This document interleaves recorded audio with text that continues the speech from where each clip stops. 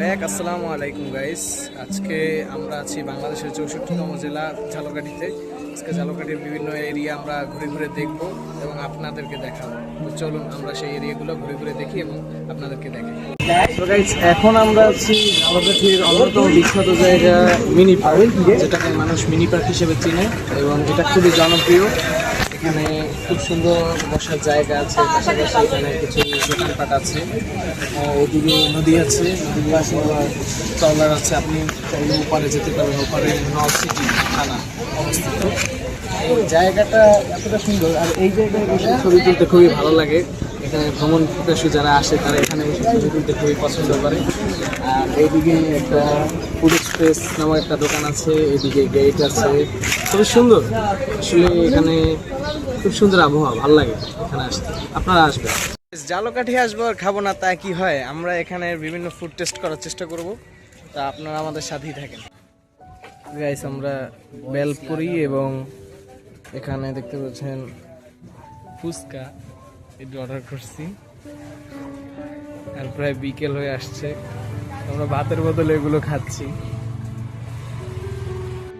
আমরা ঝালকাঠি চটপটি ফুচকা বেলপুরি এর মধ্যে থেকে বেলপুরি এবং ফুচকাটা ট্রাই করলাম। হ্যাঁ, আলহামদুলিল্লাহ খুবই ভালো। এখানের খাবার দাবার মানসম্মত এবং খুব টেস্টি। আমরা এখন ঝালকাঠি গভর্নমেন্ট হাই স্কুলের সামনে দাঁড়িয়ে আছি। এটা হচ্ছে government high school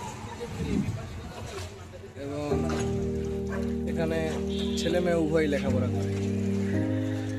Jhalakathi technical school, এখানে যারা পড়ে তারা আমার মনে হয় তারা বিভিন্ন টেকনিক শিখে থাকে হয়তো, স্কুল অ্যান্ড কলেজ। আমরা এখন আছি এনএস কামিল মাদ্রাসায়। বিগত প্রায় অনেক বছর ধরে সুনাম ও সুখ্যাতির সাথে এনএস কামিল মাদ্রাসা ছাত্রদের নিয়ে এগিয়ে চলছে। এখানে দেখতে পাচ্ছেন এনএস কামিল মাদ্রাসা।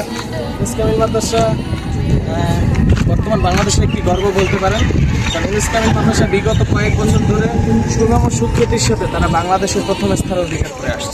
সো গাইস, আজকে এই পর্যন্তই। আমরা অনেকটা এক্সপ্লোর করার চেষ্টা করেছিলাম, কিন্তু সময়ের অভাবে পারলাম না। তো দেখা হবে নেক্সট কোনো ব্লগে। আজকে সবাইকে বিদায় জানাচ্ছি। সবাই পেজটাকে ফলো করবেন এবং বেশি বেশি শেয়ার করে দিবেন। ধন্যবাদ। আসসালামু আলাইকুম।